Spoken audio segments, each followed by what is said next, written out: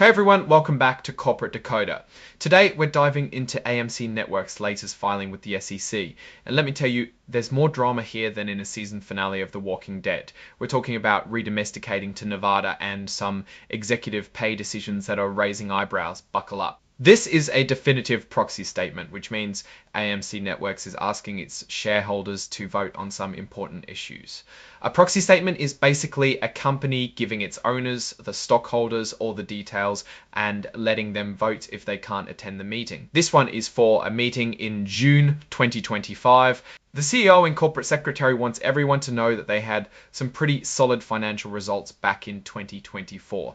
Even though the media landscape is changing quicker than ever. They talk about focusing on creating value for stockholders, which is always a good thing to hear.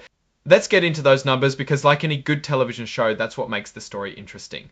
They generated $331 million in free cash flow. That's a 96% increase from the year before. It means they have a lot more cash on hand to do things like pay down debt, invest in new content, or maybe even give back to shareholders. Their streaming revenues also increased by 7%. To $603 million, also increased by 7%. To $603 million, and they have more subscribers.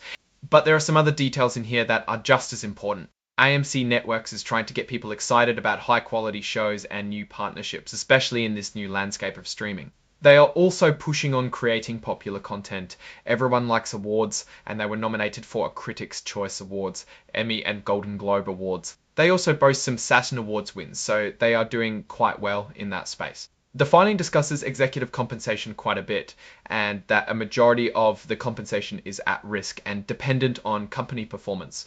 What that basically means is their CEO and other top executives' paychecks are tied to how well the company does. If the numbers go up, they get paid more. If the numbers go down, they make less. It's a way to align their interests with the shareholders' interests. The compensation seems tied to the company's 4 strategic goals: evolving culture, drive audience engagement, improve customer and partner experiences, and preserve free cash flow. Here's where it gets interesting. The chart shows how their CEO makes money. Most of it is in the form of restricted stock units and cash incentives, so they are tied to the stock and cash. The report says that it incorporates certain governance practices such as no short sales, excise tax provisions, and clawback policy. AMC Networks also wants you to know that they are committed to good corporate governance, even though they are technically a controlled company. This means they are mostly run by the Dolan family, but the majority of the board is independent. They say they talk to shareholders a lot and take their feedback seriously. They mention that since the Dolan family basically controls the company, there's no need for a nominating committee with only independent directors. It would be kind of pointless since the family's votes would always win anyway. The audit committee has some financial experts to make sure everything is done right and that they can read balance sheets. All the committee members are independent as well. Looking at director compensation on top of the usual retainer, the non-executive chairman got a fee of $200,000. Also, everyone got about $127,000 in stock rewards. Now let's talk about who's up for election to the board.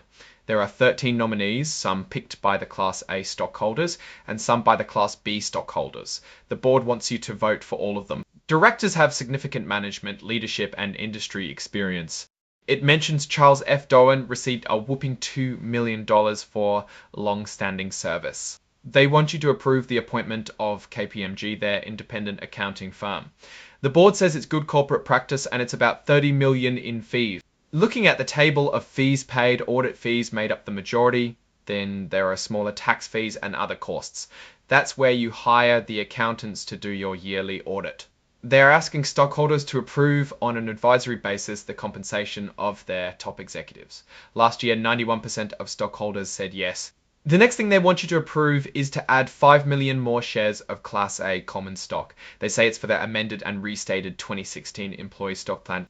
They want to reserve more shares for compensation for employees. So it's good to reward the employees. But if you make the amount too high, then the value of stock goes down. It depends on what's more important to you as the stock owner. This stock plan has a limit of awards to individual participants and no repricing of stock options.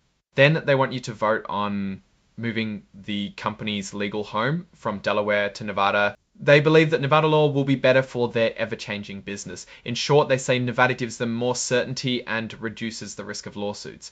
They are saving almost $250,000. They keep mentioning the predictable laws for certainty. There are also some transactions with some people that you might know, such as MSG Sports, Sphere Entertainment, and Madison Square Garden Entertainment Corp. The key is that all of this is overseen by an independent committee. Now for my thoughts. Assessing AMC Networks, it seems the leadership is trying to steer the ship towards calmer waters. The focus on free cash flow and AOI is a good start, but revenue growth is still a question mark. They need to convince people to subscribe or watch ads. Moving to Nevada may save some money and provide a bit more legal wiggle room. The Dolan family still has a lot of control. Ultimately, it comes down to whether the company makes good TV content, because in the entertainment industry, content is king.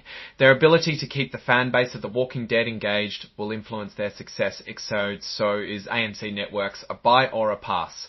It's a bit of a mixed bag right now. Thanks for watching Corporate Decoder. If you found this helpful, please leave a comment and subscribe.